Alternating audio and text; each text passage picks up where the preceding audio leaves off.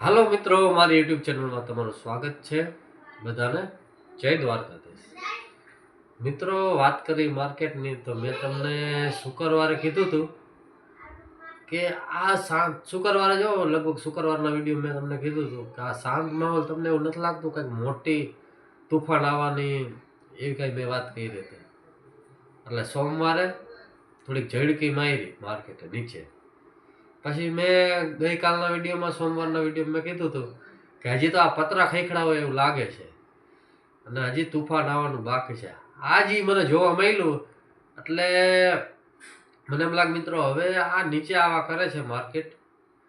અને હવે મને લાગે હવે તો એક બે દી તો થોડુંક શાંત રહે તો નક્કી ન કહેવાય, પણ હવે એ નીચે જે જૂના લો માર્યા હતા ને 1,800 આજુબાજુના એ લોને ટેસ્ટ કરશે. એટલે ઈ તો ટેસ્ટ કરે એનો વાંધો નહીં, પણ મેં અમુક ચાર્ટ એવા જોયા ને એમાં બ્રેકડાઉન આવી ગયા છે. ઈ તો જૂના લો ટેસ્ટ કરશે, પણ જે શેરના જે અમુક જે સપોર્ટ હતા ને એ તૂટીને નીચે જવા તૈયાર છે. અને નીચે જવા કેટલા તૈયાર મિત્રો? 10% સુધી હજી નીચે જવા શેર તૈયાર છે. અમુક શેરમાં મેં જોયું ને મને એટલા બ્રેકડાઉન જોવા મળ્યા છે. એટલે મિત્રો આવનારા સમયમાં થોડું કાળજી રાખીને કામ કરવા જેવું છે, શાંતિ રાખવા જેવી છે. એટલે મને એવું લાગે છે. અને મેં તો લગભગ મારો જે પેલો બીજો વિડીયો કે એવું કંઈ હતું મને એવું લાગતું હતું એ વિડીયોમાં મેં મારા તો ટાર્ગેટ મને એવું લાગે 22,000 વધી આવશે, 22,000 આસપાસ.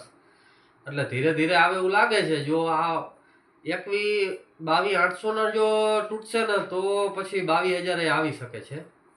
અને મિત્રો હું ફોટોય પડી શકું, આ તો માર્કેટ છે, કોઈની પકડમાં ન આવે.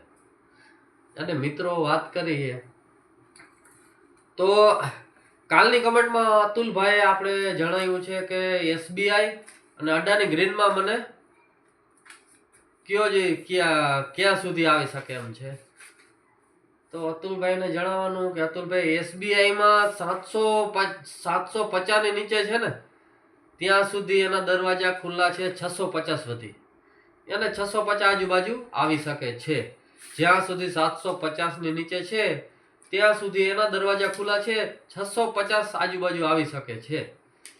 અને મિત્રો વાત કરીએ અડાની ગ્રીનમાં, તો અડાની ગ્રીનમાં 880 ઉપર છે ત્યાં સુધી તો વાંધો નથી, પણ 880 ની નીચે જ્યાંથી ક્લોઝિંગ ચાલુ થશે ને તો મિત્રો તમારે જાણવું હોય ને કે એના લેવલ નીચે શું નીકળીને આવે છે તો તમારા હોશ ઉડી જશે. મને એવું લાગે છે અડાની ગ્રીનમાં તો 880 ની નીચે ક્લોઝિંગ આપવાનું ચાલુ કરે તો મને કમેન્ટ કરજો મિત્રો, તો એના આપણે ટાર્ગેટ ફરીવાર રિવ્યુ કરશું. અને ટાર્ગેટ એવા છે તમારા હોશ ઉડી જશે એવા ટાર્ગેટ છે મિત્રો. એટલા માટે આ બજાર એવું છે કે હવે આમાં મંદીનો માહોલ જાજો જોવા મળે છે, ધીરે ધીરે નીચે આવે છે એવું લાગે છે મને.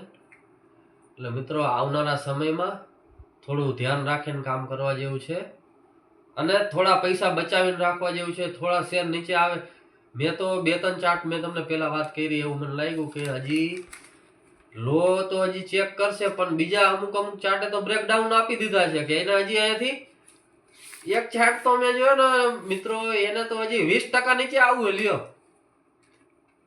લગભગ 250 આજુબાજુનો શેર. અને શેર સ્ટાન્ડર્ડ છે, 250 આજુબાજુનો શેર છે, 255-60 ના ભાવે ચાલે છે. એને આવશે 205-10 આવશે લ્યો. કેટલા ટકા છે તમે વિચાર કરો, બ્રેકડાઉન આપી દીધું છે. એટલે આ મને લાગે આ 22,000 આવવાના જ મને લાગે માર્કેટના, કે 22,000 આવશે ને તો આ બધી વસ્તુ હજી તમને નીચે મળશે. અને મેં જેમ વાત કરી એમ મેં 2 દી મોરે કીધું BL માં મેં 235-40 આજુબાજુ આવવાની વાત કરી હતી. તો 22,000 આવશે તો આ ટાર્ગેટ બધા જે મારા જૂના ટાર્ગેટ છે એ જોવા મળી શકે છે. અને એ ટાર્ગેટ આવશે તો મિત્રો તો હું વિડીયોમાં ફરી રિવ્યુ કરીશ કે આ મેં આટલા દી પહેલા વાત કરી હતી ટાર્ગેટ આવ્યા છે.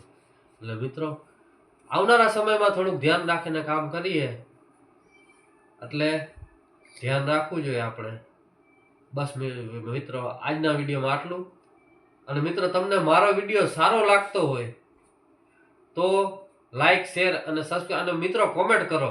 તો મને એમ લાગે કે ના કાંઈ પણ હોય કોમેન્ટ કરો કે ના ભાવેશભાઈ તમને કેવો વિડીયો ગમે છે નથી ગમતો, એટલા માટે બસ મિત્રો, આજના વિડીયોમાં આટલું.